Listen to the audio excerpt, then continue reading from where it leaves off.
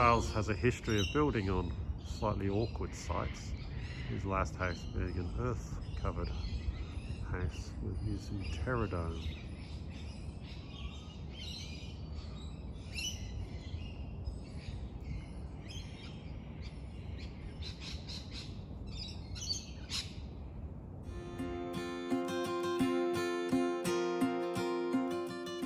Found this block of land quite by accident. Just happened to be where we used to live before, in the same suburb, and it was going to be really convenient. Difficult block, but it was going to be convenient.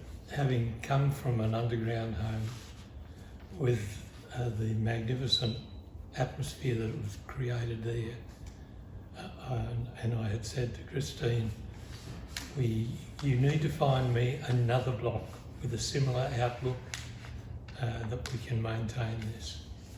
And that's what she did.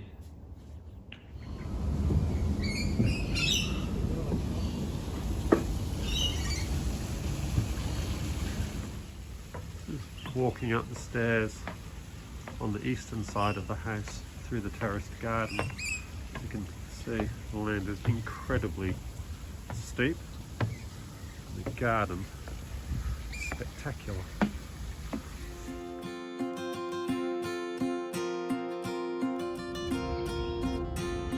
You can see the fixed shading to the north windows there on the study on the lower level, and you can see where the deck is above with the big recess where the retractable blind gets used to control the shading in summer.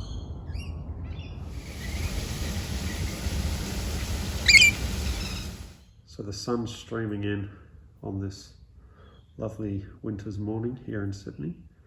The house is a very lightweight house. It's due to the nature of the site.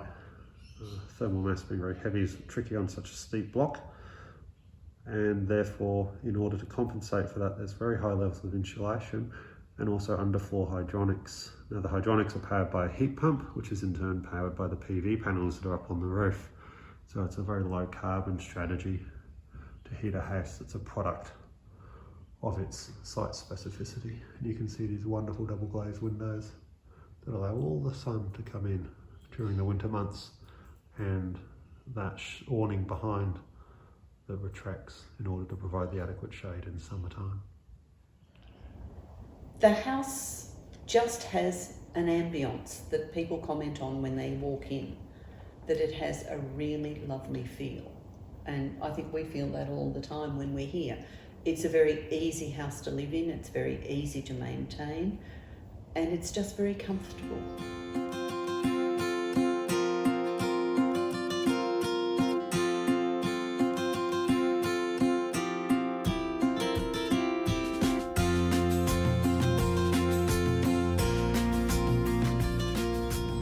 The western elevation with its minimal glazing and those fixed awnings over those windows. This is one of the fixed awnings on the western elevation to control that late afternoon sun.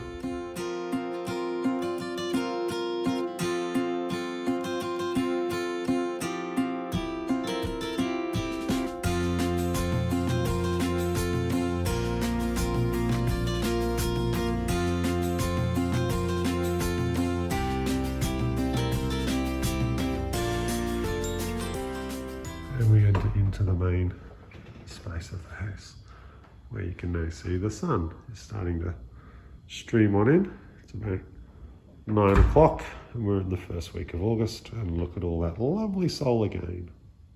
Here we have these very nice double glazed sliding stacking aluminium doors. You can see the graded drain on the outside for practical reasons there, and these lovely shadows being cast by the sun. This is looking out through the north elevation of the bush and the water beyond. The sliding doors are almost 8 metres in length and face basically due north, and they've got these lovely clerestory windows high up above as well, which get shaded both by the eaves and also by that retractable awning. The northern deck has got a retractable lever arm awning. It gives really good control for shade during summer, and obviously allows people to sit outside and eat dinner when it's slightly rainy. As you can see from the shadows, creates more than enough shade, and the adjustability is obviously very useful.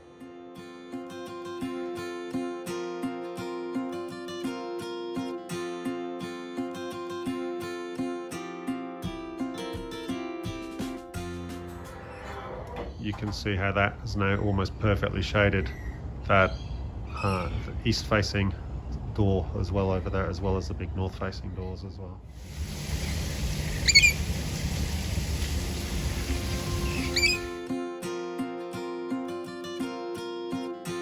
We have designed this on a one level living for most of what we use, and on top of that we have other rooms on the lower floor, which is the workshop and plant room and Christine's office and so on, but we can stay here as we have with COVID without any problem at all.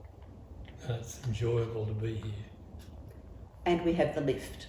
So as we get older, we can still live here, stay on this level, and the lift is wonderful when I come home with all the shopping. You just load it straight in, up to this level, and it's there.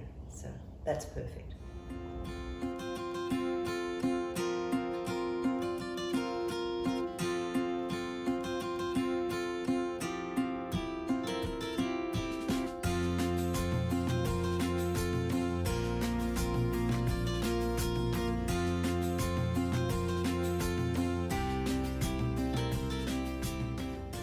The house has been designed with a lot of half-height walls to allow for cross-ventilation between the different rooms of the house, which works well for the folks who live here.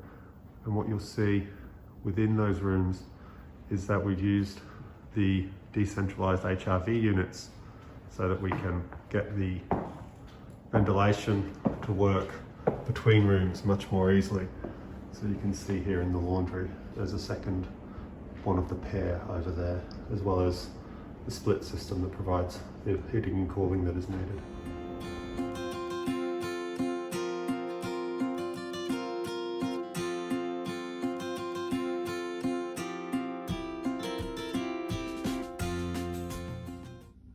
So this is the heat pump that looks after the hydronic underfloor heating.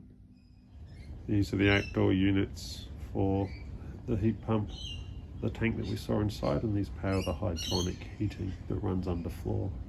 There's the pipe work for the hydronics coming from the tank that we saw inside. You can see the big flow returns there, and you can see here where the insulation is still being placed on the underside of the joists, and that's to ensure that all of this pipe work that wasn't encased within the isonine spray is within the insulation layer. As you can tell, this work is still ongoing.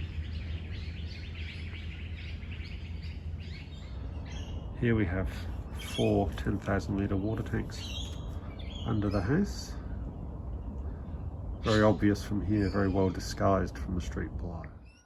So this is the plant room with the inverter, a battery, a switchboard, a dryer, and a heat pump for the hot water.